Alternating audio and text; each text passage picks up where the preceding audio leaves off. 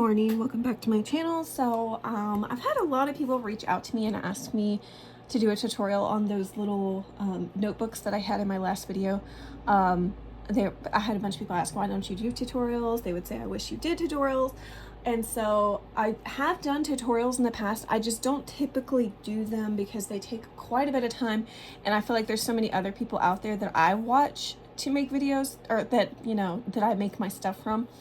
And I realize people learn differently from different people, and sometimes some people have ideas that other people don't. So I am going to do a tutorial for you today. So if you want to join in, grab you some chipboard or some cereal box or whatever it is that you like to use for the base of your covers, and then stay tuned with me and we will make one of those little notebooks together. Okay, so I'll try to make sure I cut out a bunch of the unnecessary type stuff that you don't really need to see. Like, you didn't need to see me violently cutting these things down, because I use a paper trimmer, a Fisker's paper trimmer, and I take a dull blade and I just cut it down over and over again. So the size of your covers, though, need to be 3 1/8 by 4 1/8. And this just gives you a little bit of overhang on your notebooks, just so that whenever your book is all closed up, you don't see pages poking out, or it's not the exact, you can cut it to the exact same size if you want to as your pages, but I like mine to be just a tiny bit bigger. And now you also will need to grab out of your stash some paper to cover these chipboards with. Very little of this paper is actually going to be seen, so it really doesn't matter if you want to grab a solid color like a black or a white for your cover. It doesn't matter. I just grabbed this. It was the first paper I actually saw when I walked over to my paper stash, and this is just flimsy paper that you can get at Hobby Lobby. And so yeah, I'm gonna just use this for my covers. So those were 3 1/8 and 4 1/8. I like to have like a 1/2 inch larger on each side. So I'll go a full inch bigger than what I cut my stuff down to. So I'm gonna go, let's say I cut it to 4 1/8, so I'm gonna go all the way to 5 1/8.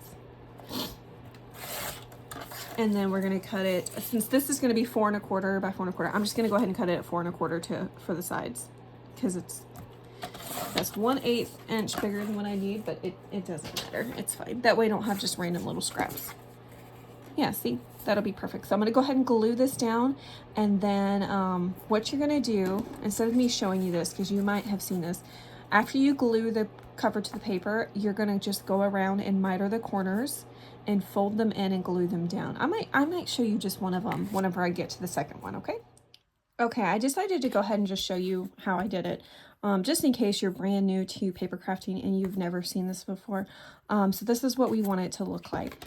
I'm going to go ahead, what I like to do first is I like to go ahead and fold all of my edges in before I make the cut. And I should have said that, because I kind of made it out like you cut the edges first. This is way easier if you just go ahead and do this first, because then you kind of have an idea of where you need to make your little cuts at the corners.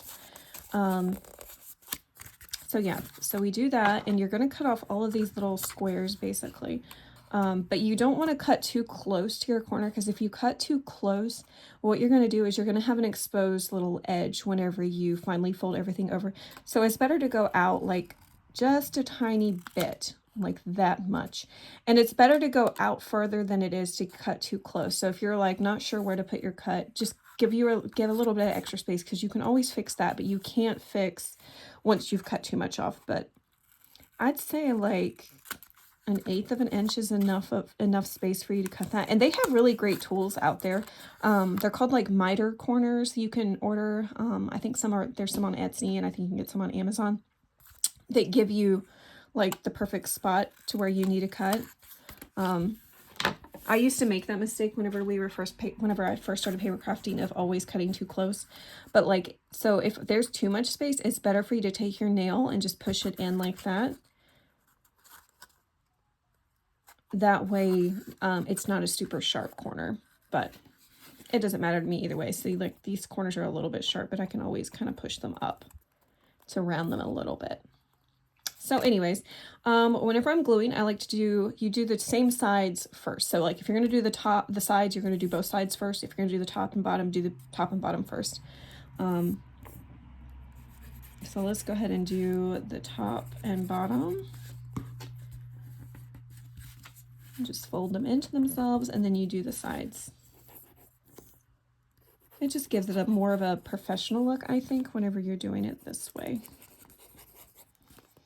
All right, and then you're gonna glue that down. Okay, so our covers are pretty much done, minus we're gonna choose a paper that goes on the inside, and then you're gonna choose one of your cut aparts for the top. So I had chosen a cut apart that I was gonna use, but I think I'm gonna change my mind now, because the reason I chose this cut apart was because I was like, I'm gonna choose something more neutral that could be used. But you know what? I think that's still, I was gonna do this thinking that, you know, anybody could use this, because if you're a book lover, that's like a perfect little phrase for you. But I could still use that for the cover. I don't know. Let me see what other cut aparts I've got. I'm working with my back to school paper. I have a ton of projects that I want to do with it now. I was telling my mom, it's kind of funny because I was struggling at first with what to do with this paper, and now I've got so many ideas that I don't think I'm going to have enough paper to do all my ideas. But thank you for everybody who commented and had a idea for me for what I could do with that paper. I really appreciate it. And you guys had some great ideas. I will say that I wanted to go outside the box and not just do covered composition notebooks. Because I feel like that's a given. Like, you could definitely do a covered composition notebook with back to school paper, and it would be good for a teacher or for a student. But I really wanted to go, I guess, yeah, outside the box. I wanted to do something different, something that most people wouldn't think about doing. So I think I have some great projects to show you, and I've already started several of them. And I have nothing finished right now, so I can't show you anything because nothing is done. But anyways, that's just a little update on what I'm doing. So these are the cut aparts I have not used so far. Let's see, for this, I like these cards right here for journaling spots. So those could go into something else and be journaled on. And sorry about my nails, like 2 of my nails are broken, and so I've got to redo them. And the school bus, like that's not a good, I could always put my spirals on the side. I could do that, but I'm not going to. I'm either going to do this one, or this one, or I could do that one. No, I'm not going to do that one. Let's just do the back to school one. I'm going to do that one. I feel like the colors are the most similar in that one. And this is, like I said, this is not from the paper collection. I just grabbed that from my stash. So I am going to do this back to school one. So I'm going to cut this one out. And then, yeah, I'm going to go ahead and pick out the papers that I want to do on the inside covers. And I think what I'm going to do, yep, I think I'm going to do this plaid that came from the Echo Park back to school paper. Yeah, I'm going to do that. So I'm going to go ahead and cut down this. You're going to cut this down to 3x4, your inside paper. And then of course, this is going to be a 3x4 for your front cover. So go ahead and get those things cut down and we'll glue them on together. Okay. Okay. So now I have my little squares cut out. They're not squares, they're rectangles. But I have these little things cut out. So I'm going to go ahead and glue the inside covers first. And then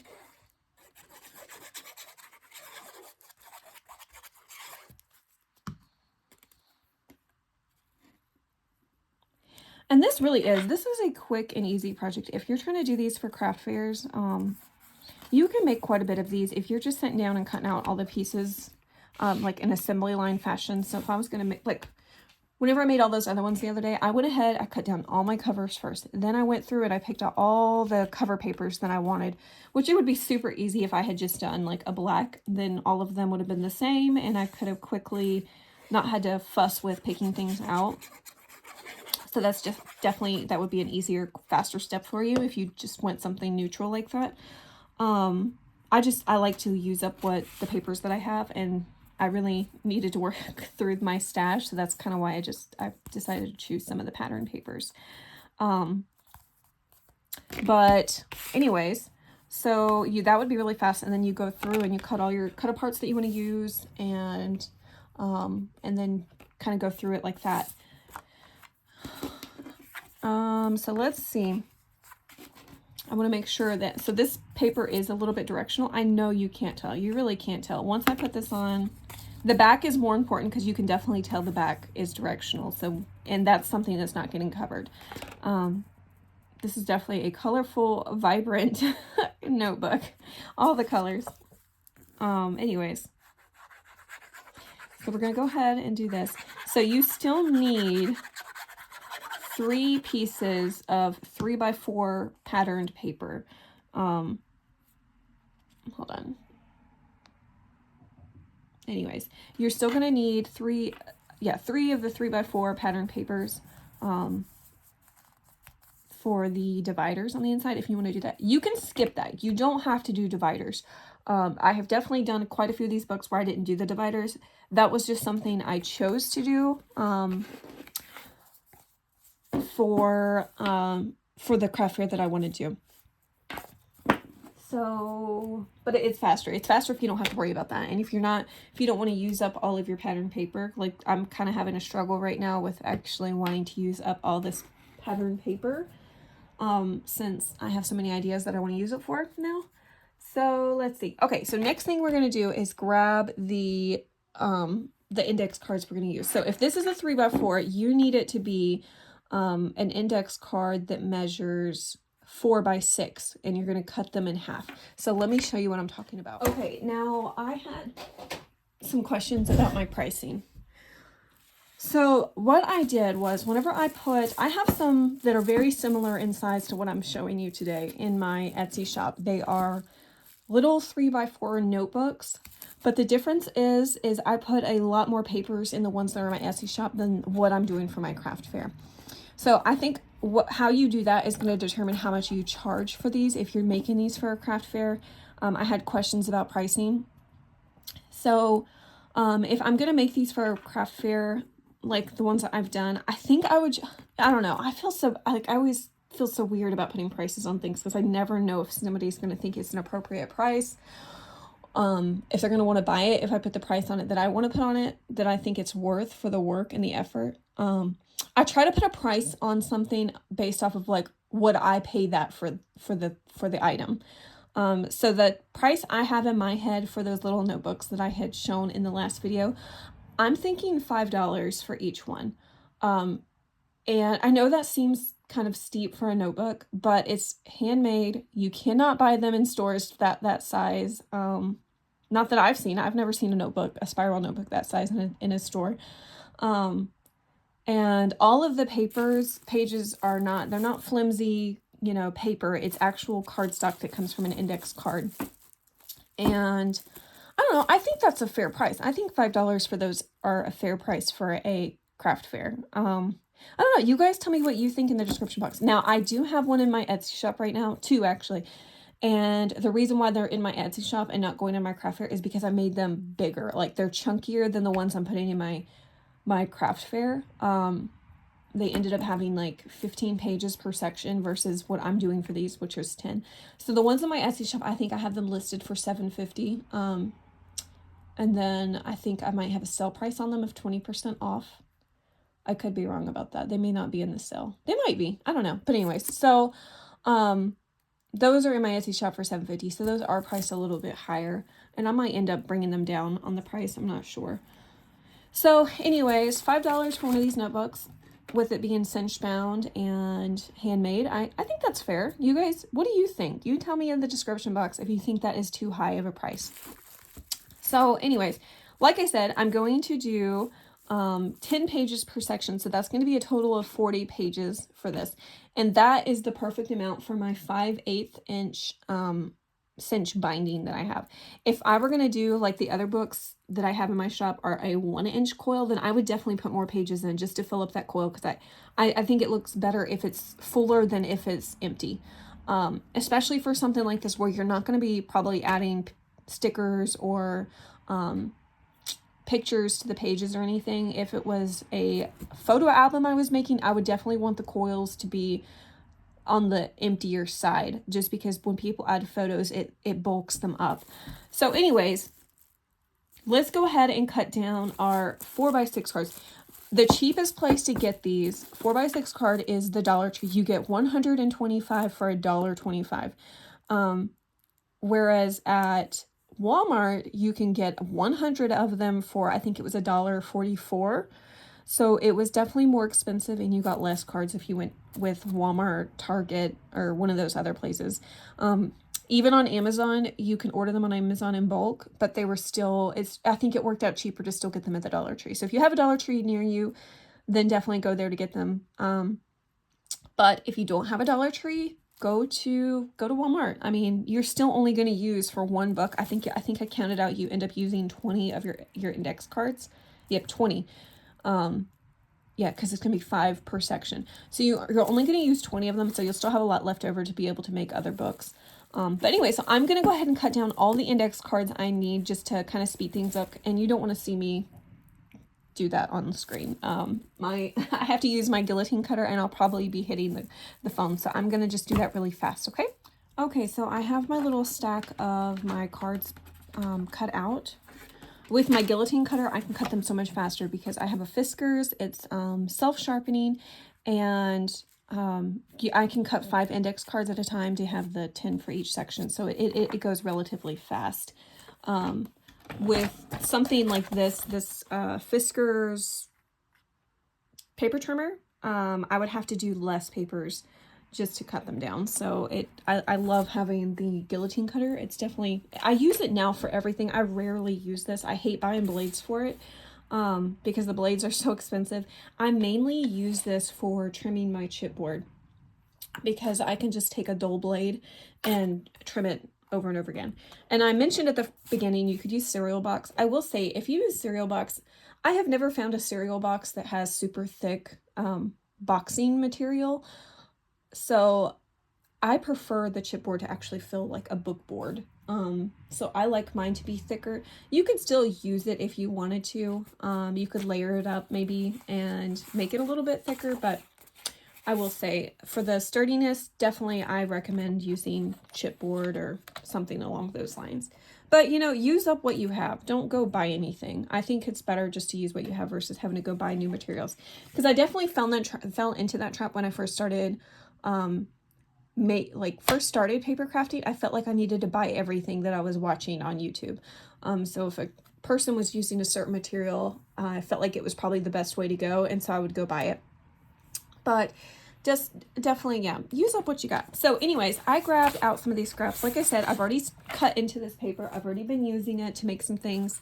And so I just grabbed 3 of the smaller pieces that I still have left, and I'm going to cut these down to 3x4. Now, this is also a great way to still use up the cut aparts, because those are 3x4, and I could cut them down and just use those as the dividers if I wanted to. But I'm gonna just go ahead and use these little scrap papers that I have. So I'm gonna go ahead and cut these to 3x4, and then I'll decide which way I'm gonna have the papers go.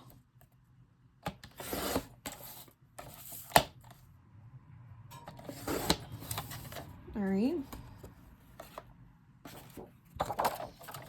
I'm doing this one backwards. I'm gonna go ahead and cut it at the length I need it, or the width, and then I'll cut the length off. That way I'm not wasting the whole piece of paper. Okay. All right, and then I know this is unnecessary to do right now, but I'm gonna go ahead and cut off that branding strip because I don't know, I might need that for something. Okay. All right. Now, as far as the tabs go, so I would like, before I put this all together, I go ahead and like to do, first of all, I'm going to decide which way I want my paper to look. So like this is all really busy, so I'm going to try to choose the lesser busy of the papers. Yes, I would rather it look like that whenever I'm flipping through than to see all the busyness. So yeah, I'm gonna have it like this. Now the next thing I'm going to do is I'm gonna go ahead and cut out some little tabs for the edge of these. And this, where did I get this die? I know the whale tail punch is like a big deal. Everybody loves the whale tail punch, and I found these. These are dies that you can get on. Maybe I found them on Amazon. Check Amazon. Check and see if these are on Amazon. But use whatever paper punch you have. You can even make your own tabs if you want the tabs from using a envelope punch board. There's a way to do it with that. I know there's videos out there. But let's see, what paper do I want to do? I think I'm just going to use these scraps still. Yeah, see, that's a perfect scrap to make 3 of these, and that's all I need. I need 3. So I'm going to run this through my Cinch machine. I've got to find it first, and then I'll be right back, and we'll put these on. Okay, so I just grabbed my mini Cinch. I got this before my mom. So my mom surprised me one year with for my birthday with the large Cinch Big Shot. But before I had that, I found this one at Tuesday Morning for like 20 or 30 bucks when I first started paper crafting. And so I can only do really tiny things on it, but it's perfect so that I don't have to pull that other thing onto my desk for like a project like this where I'm not doing anything big. I'm just doing a little tiny thing. Okay, see? And that cut them out. See, like I said, that was like the perfect size because there's just a tiny edge left over on that side. All right, I should have gone through this a couple times, but it'll work. I might have to trim some of these off. Yeah. Okay, that worked. I don't want to tear the paper, but I am going to fix some of those little fuzzies that are at the edge. Okay, so now I can move this out of the way. And I'm going to go ahead and fold these over. Now I could decorate these pages with some of these stickers I have on the sticker sheet. And you remember my goal, if you're following me along for using up the 12 by 12 paper pack, my goal is to use everything, even the stickers. So I might grab some of the stickers and decorate, just stick them on. Like, I'm not doing any crazy decorating with these. Let's see. See, these up here would be good for like a photo album. And let's see. Yeah, this is going to be tough. Okay, I'm going to come back to that in a little bit because I'm not sure what I'm going to do with that yet. Okay, so let's go ahead and you got to decide which order you want your papers. It doesn't really matter. Truly, it doesn't matter. Because it's just a little notebook that you're putting them in, so you don't have to be too fussy with it.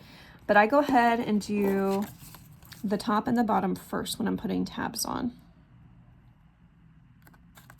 So I want to see how far from the bottom I want them, and then do the top. Now the trouble with this comes whenever you have multiple dividers that you're trying to do at once.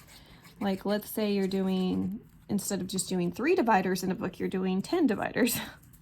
And then trying to figure out where they all go is kind of a challenge. But I don't do this whenever I'm doing 10 because I don't know. It's too much to try to think through. But for this is so much easier because when you're only doing 3, you can stack them like this and then just figure out from there where you want your divider and how even you want it. See? And then I just put the glue on the one flap that's going to go against it. Let me move you in further. I guess it would be easier if you could see what I was doing.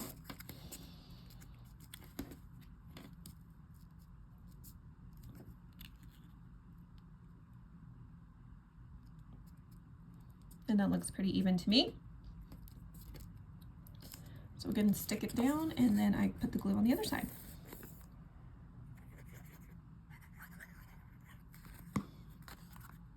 Okay.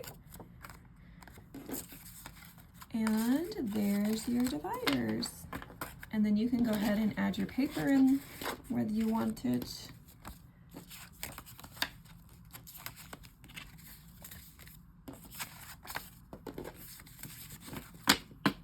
And one stack goes at the front.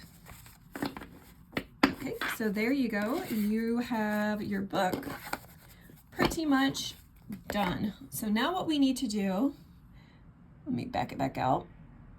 All right, so now what you need to do is you need to decide, how do I want to bind my book?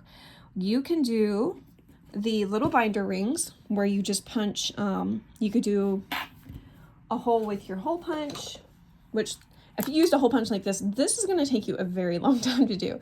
Definitely, I would recommend using the We Are Memory Keepers hole punch and eyelet reinforcer, because that one, it'll punch through a lot more than just this little tiny one would. This is just an example, but you could punch 1 or 2 holes. You could do 3 holes, and you can bind it with the binder ring, the little rings. I think hopefully you guys know what I'm talking about. Are they called binder rings?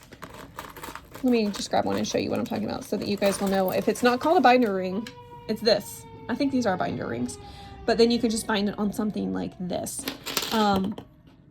But if you have the cinch machine, keep watching, and I'm going to show you how I like to do this. The cinch machine is my favorite tool that I use for crafting. I love it. I use it quite often for quite a few things. It's the fastest way to bind something, in my opinion, but it can be a little bit tricky, especially when you're first getting used to using it, because it is a little bit finicky, I guess, especially if you have an in-between size. So for instance, the cinch machine gives you exact measurements for the exact size you need. So like this for 4 inches, like it tells you which peg to pull, and you do it at 4 inches.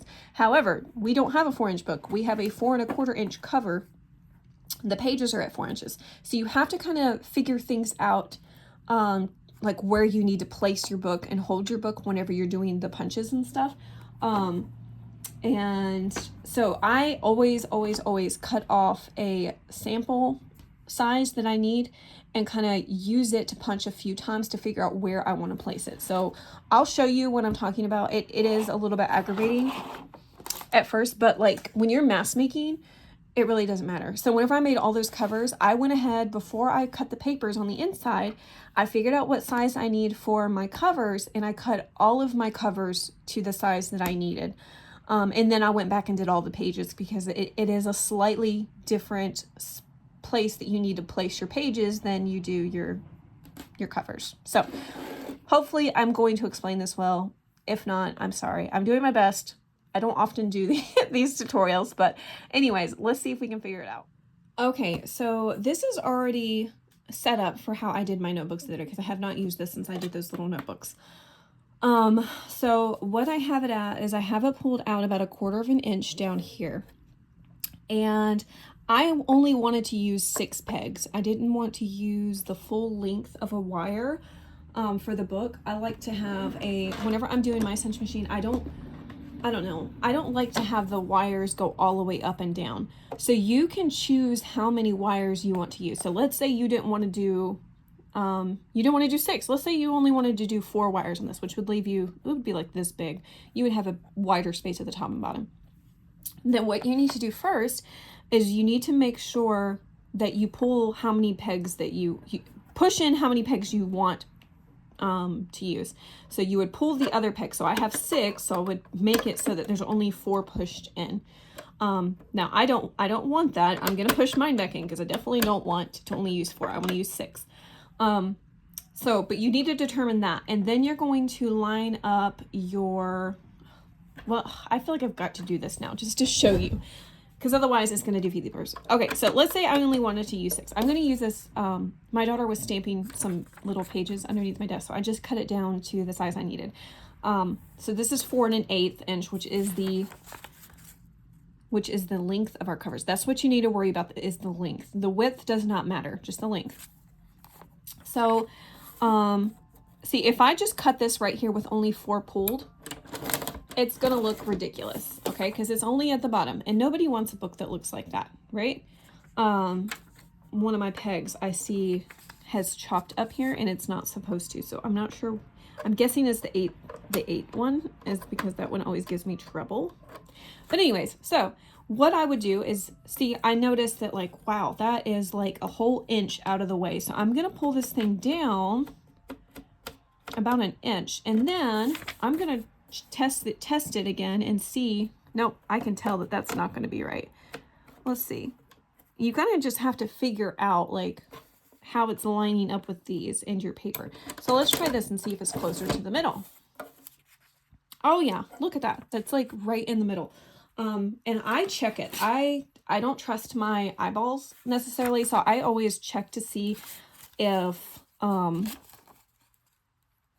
have the same size on each side. Wow. Okay. Yeah, that was like pretty much perfect, right in where I would want it to be. Yeah. So that's centered. That was pretty, normally it's not that easy for me. Usually I can't just eyeball it and figure it out. Normally I have to like kind of move things around a little bit and then do like cut after cut after cut to figure out and to make sure. But anyways, so yeah, you want to see like if it lines up in the middle of your paper. And I always use a ruler just to double check to make sure I've got the same size on each side.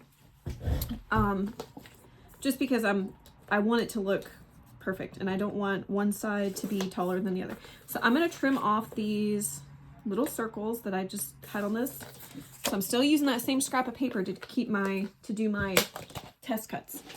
All right, so now let's go ahead and let's get it ready for our book, because I wanted 6 pegs and I'm going to put it back to where it had it. So I had it about 1/4 of an inch out. And then I'm going to test punch by lining it up against this thing, because this is where I had it before. And I'm going to do a test punch like that, just to see. Okay, now I can tell this is definitely off. Yeah. So that means I have it, let's see, I need to pull it, no, I need to push it up a little bit more. So I'm going to flip it to the other side, and I'm going to test it like this. This might be the craziest tutorial you ever see on a cinch machine. There's probably way better people out there that do this more efficiently than I do. I know this is a little bit kind of crazy anal of me, I guess, but see, now that one is too, finding that sweet spot on these. Ugh. And you probably wouldn't be able to look at that and know that there even is a issue without looking at the ruler. But I feel like whenever I cut my pages, if I don't do it right, it's not going to line up with those very good. So let's try another. I'm running out of paper scrap to punch. Okay, let's see. This is looking better.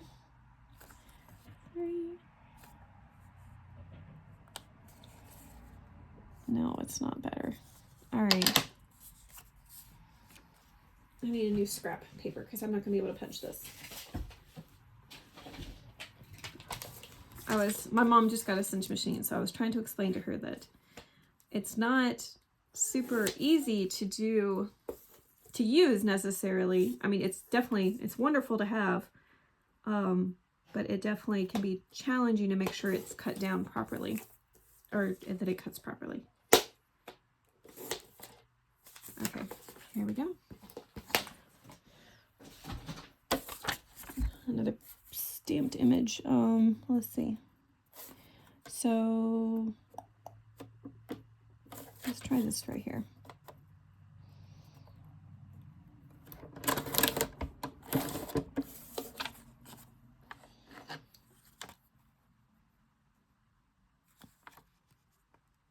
Okay, now that is perfect. Okay, this is exactly where I want it to be to cut my covers. So it is equal on both sides of the holes. The size is the same. So now let's see. Where is, oh, my covers right here. Okay, so now I'm going to go ahead and do the covers, and then guess what? We got to do the same thing with our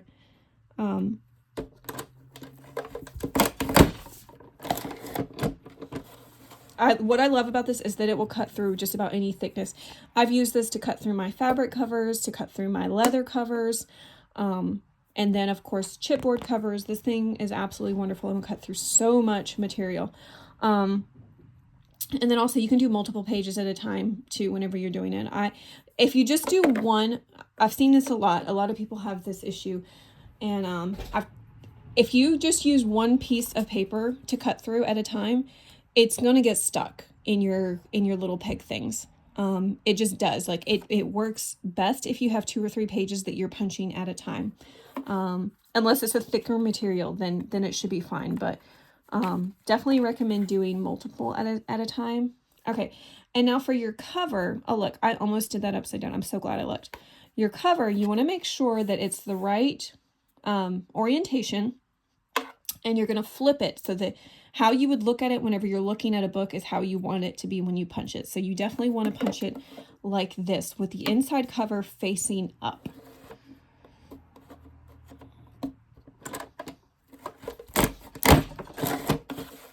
Okay, there we go. That's perfect. All right, and another thing another little trick I would definitely recommend, sometimes the little punched pieces get stuck in the inside back of here. So it's good to take something, I'm just going to take this. It's good to take something and run it back there, or to peek under there and look and make sure there's nothing stuck, because otherwise it's going to keep your pages from going all the way against the back and you'll have a miscut. That's happened to me multiple times, and it's always on something that I'm really upset that I have to redo. So definitely be careful with that. Now I'm going to take my paper again, and this time I'm going to trim it down to the exact size I need for the inside pages, which is 4 inches. I needed it 4 inches. And see, it doesn't seem like a big deal, but you are cutting off that much. And so in order for this to, because if you don't change where this lays, all of your pages are either going to be perfectly butt up at the top like this, or at the bottom like this, and then you're not going to have, they won't be centered. You know what I'm saying? It'll just be like this. And then you won't have anything to see at the bottom. And so that aggravates me a little bit. That's why I make the change and I kind of adjust it just a little bit. So I'm going to, I think what I need to do is push it up just one little click on this thing, and then I'm going to try to cut it and see how it lays on my cover. All right, so now see that I can see some of the cover below and I can see some of the cover above. I'm going to try to do it one more little peg just to see if I can get it perfectly. And if not, I'll just pull it back down again.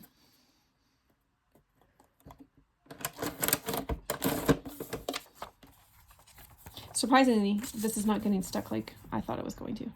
Okay, see, yeah, see, now I'm going too far up. So it's not going to make much of a difference, but at least there's a little bit of change to what it was. So I did move it back down one more. I went back down to where it was. And so all of my little pages will look like this, where I've got a little space at the top and a little space at the bottom. And that's fine. That's as good as it's going to get. I hope this has helped explain how to use the cinch machine a little bit better for some of you, at least for whenever you're doing different sizes than what this says. And also using, like, I should have gone all the way to the peg 8 whenever I'm using a 4-inch book. So all of these should have been pushed in, and then that would have meant that I don't have any space at the top or bottom of my binder. I would have had little circles up here and down here. And that's fine. That looks okay. I just like to use a little bit less of the binding, because then it goes farther. You use more, you can use it more than what you have. And so that's why I like to have a little space at the top and the bottom. And now if you're doing, let's say you have a longer cover and you're doing split binding. I have done this before on one of my junk journals. I think I actually have it in my Etsy shop.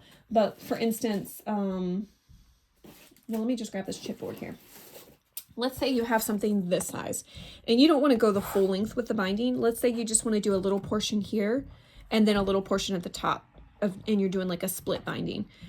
This one's one of the easier ones to do, because literally you pull how many pegs you want to do, you line it up, you pull the handle down, and then you have the punch down here, and then you flip it to the other way so that now your holes are at the top, and you just punch it down here too. And so you're doing 2 punches on the same thing, but it's even. You don't have to worry, you don't have to stress about doing like what I'm doing right now. So that's also an easy option for that. But anyways, a lot of it is trial and error. I always say when you're using the cinch machine, do test cuts first. Don't just assume that you've got it perfectly. do a test cut, make sure you have your holes where you want them, and then continue on. So now what I'm going to do, now that my holes are where I want them, I'm going to go ahead and I'm going to, like, see, I'm doing like 5 pages at a time. I'm going to go ahead and cut my holes in all of these, and I will be right back. Okay. Okay, I got all the holes punched in all of my pages, and now it's time to bind this.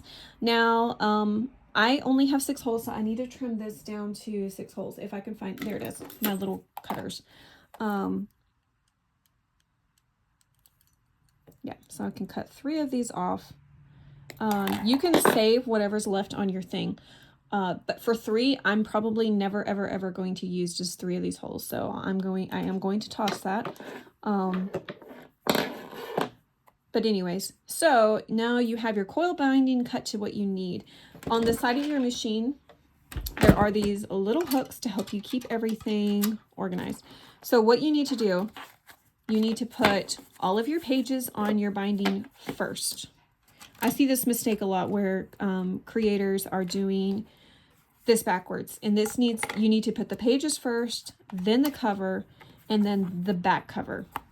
The back cover always goes last, because otherwise when you open up your cinched book, you don't want your closing of your binding to be in the front of your book. And if you do it backwards, it's going to be at the front and not at the back. So always put your back cover last. Okay, and then you need to choose your size of your binding. Mine is at 5/8 of an inch. To change it, it says right there, push it down and then just twist it to whatever size you need. Now, I have it at 5/8 of an inch, but in case you notice, like, mine is just a tiny bit inside of the 5/8 inch binding circle. So it's right, it's not quite to 5/8 inch, but it's right before it. And the reason for that is, whenever it's right on 5/8 inch, it doesn't often close the coils all the way. And I like my coils to touch. So I'm going to go ahead and use it. I take the handle, I push it down, and as I'm pushing, I pull this just a tad bit so that it doesn't flatten on me. I don't like it whenever it flattens. See, I like it closed up a little bit more than what this will do if it's at 5/8 of an inch. And so then I just take the back cover, I fold it over, and ta-da, it is all done.